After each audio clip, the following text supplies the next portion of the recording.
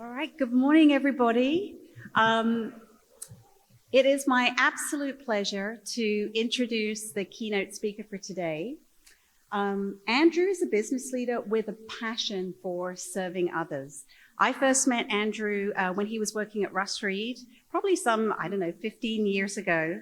And since then, he has gone on to serve the industry in just multiple ways, ultimately helping over 500 ministries and nonprofits raise over $500 million, which is an incredible accomplishment.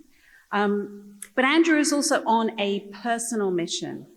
And that personal mission is to help leaders to really increase their mission impact by developing healthy cultures in our organizations today. And those healthy cultures will help to increase revenue growth. He is also 2 times best-selling author. He has an incredible podcast called Rainmaker Fundraising. If you haven't heard it, you should definitely check it out. You can find him on LinkedIn.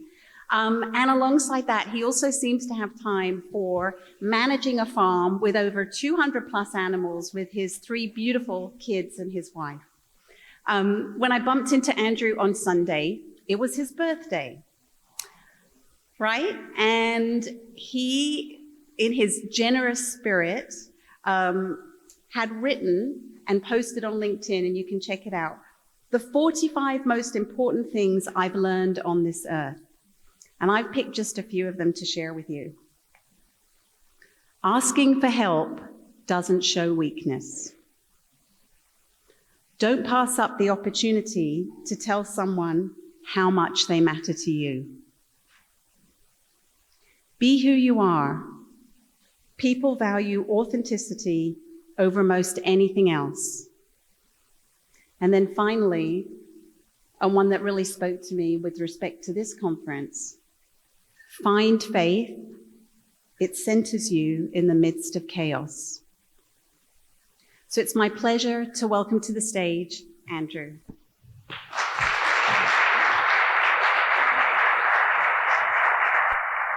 Thank you. Thanks.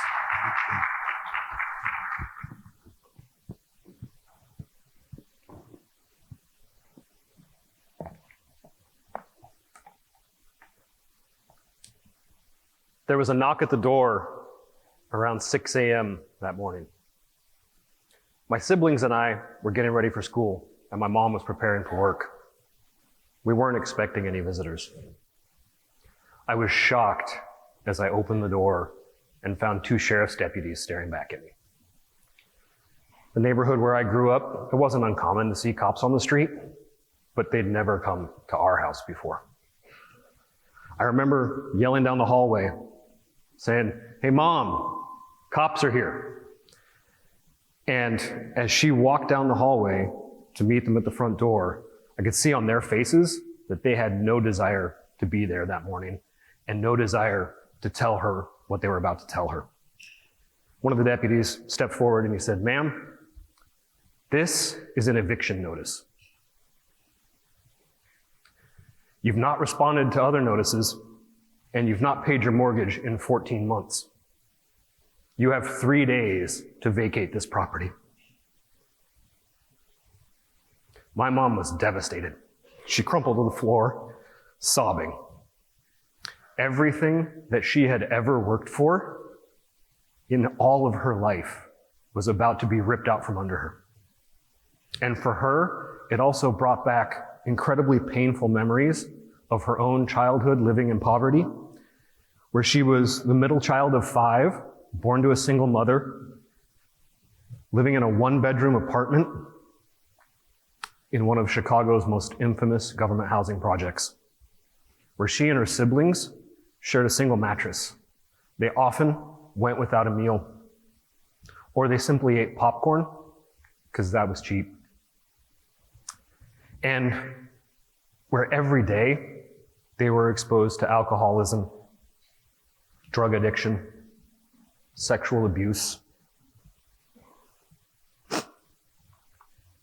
and other reckless behaviors in the name of coping with poverty. Now, my father happened to be out of town the morning that those deputies visited our house on business. Or so we thought.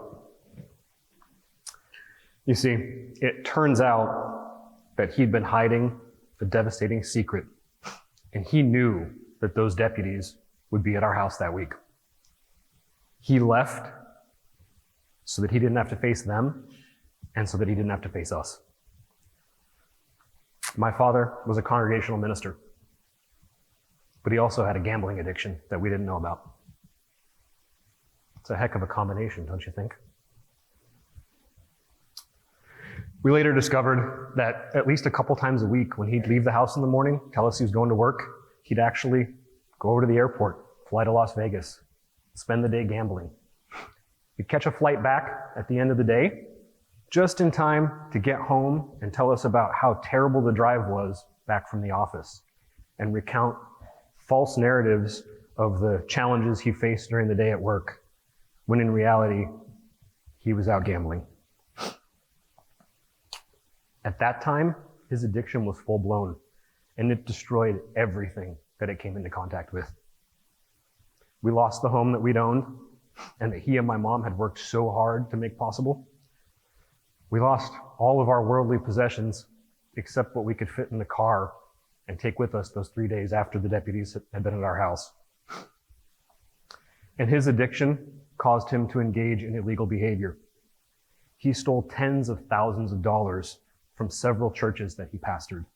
And these weren't wealthy mega churches. These were churches largely in inner city communities where the parishioners were already living in poverty.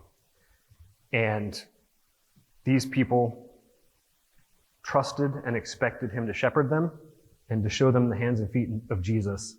And instead, he had stolen their trust. He took every penny from my grandparents that they had saved for over 50 years, leaving them devastated and destitute in their retirement. His addiction also robbed our family of any dignity that we had. My mom couldn't even seek solace in her faith community because they were victims as well. And they treated her like she was partly responsible for his actions.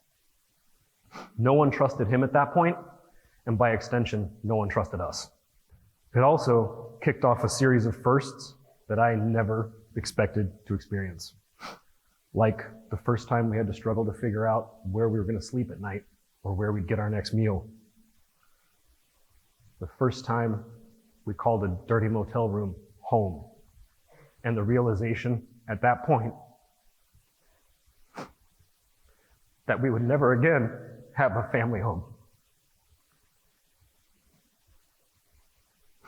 The first time that I watched my mom weep uncontrollably at the kitchen table at 2 a.m.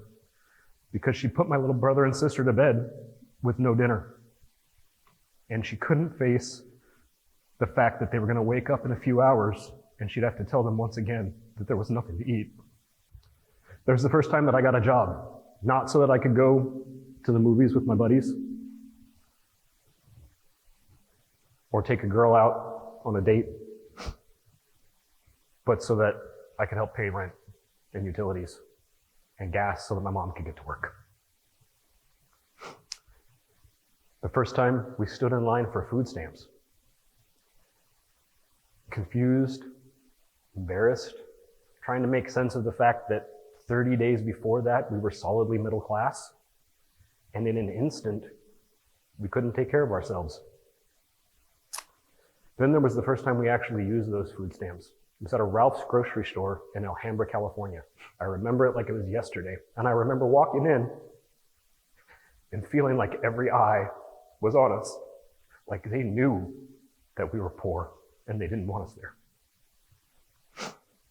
Or the first time that my little sister witnessed a drive-by shooting, standing 10 feet from the victim and having to deal with that trauma ever since.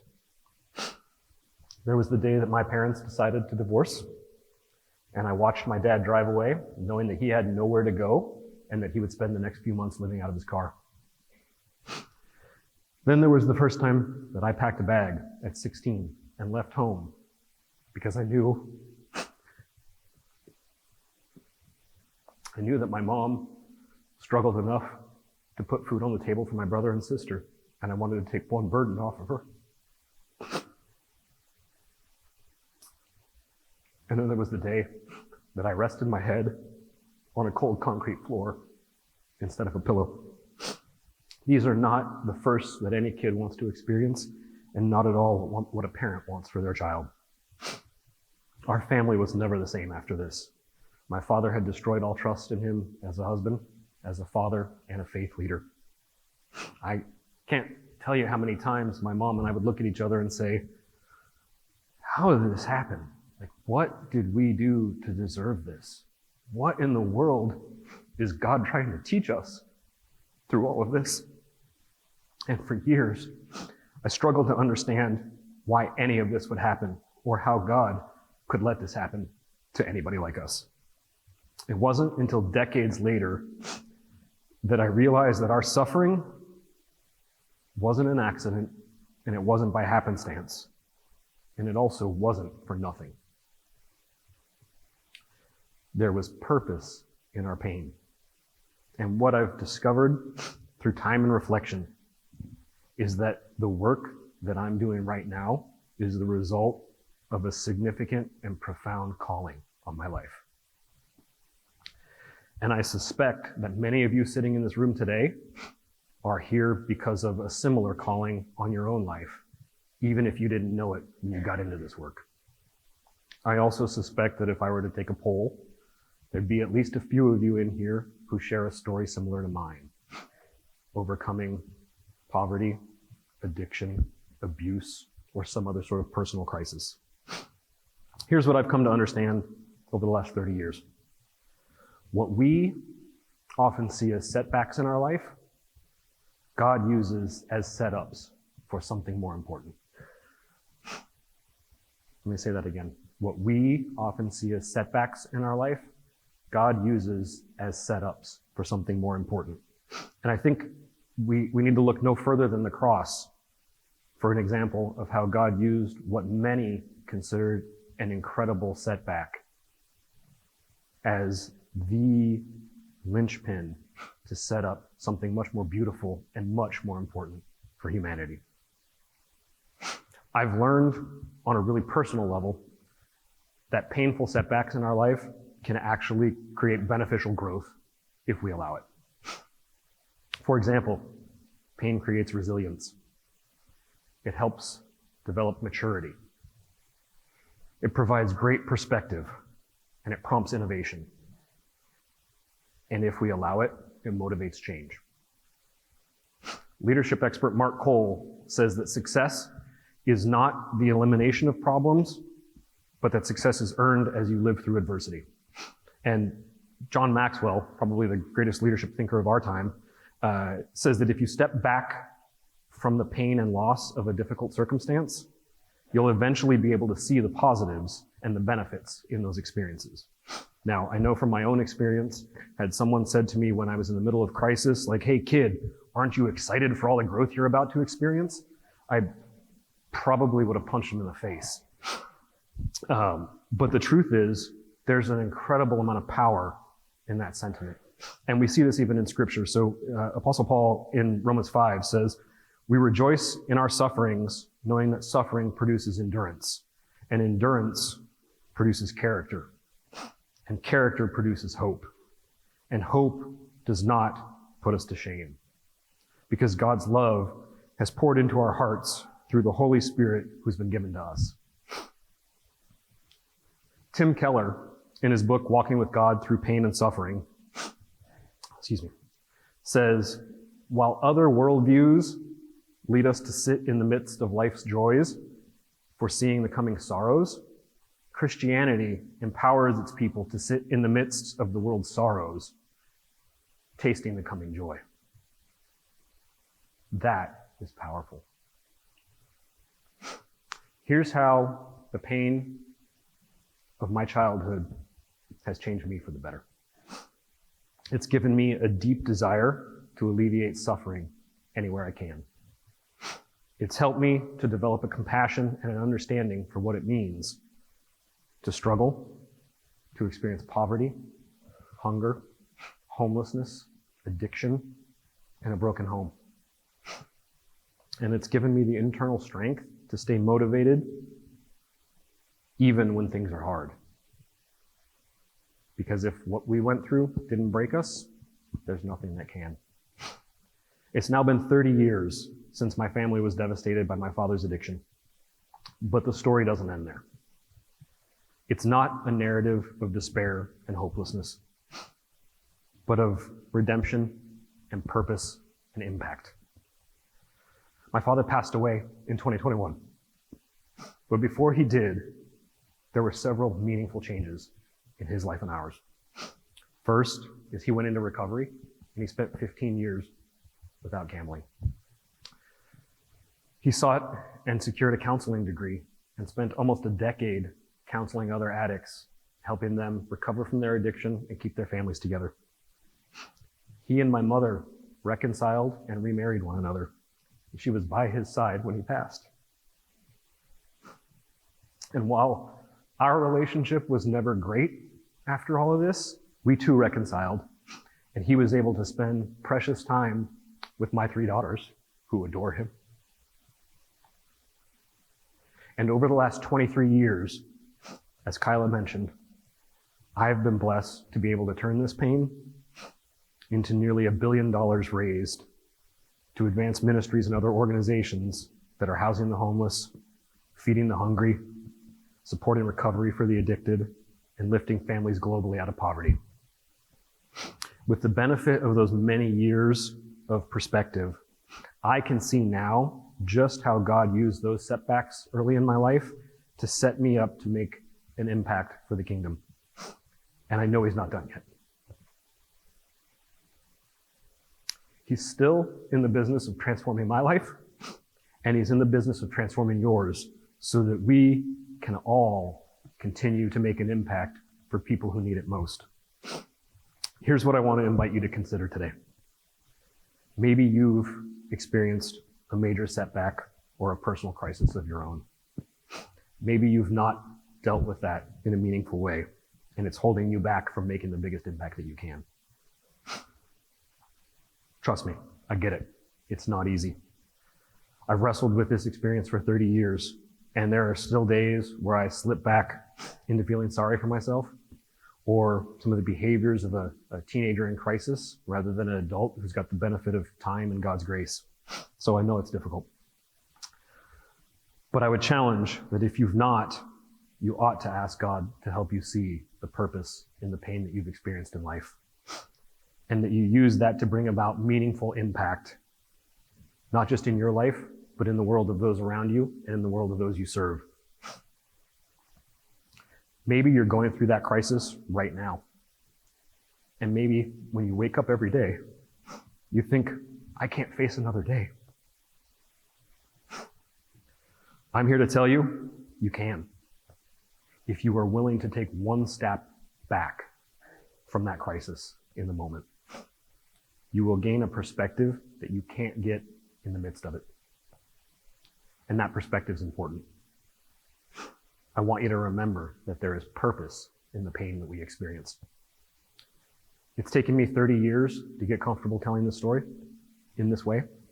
I wish it hadn't, because I think I could have helped more people along the way. So I want to encourage you today. If you've gone through something difficult, if you've faced a personal crisis, don't hide it. Don't be ashamed of it.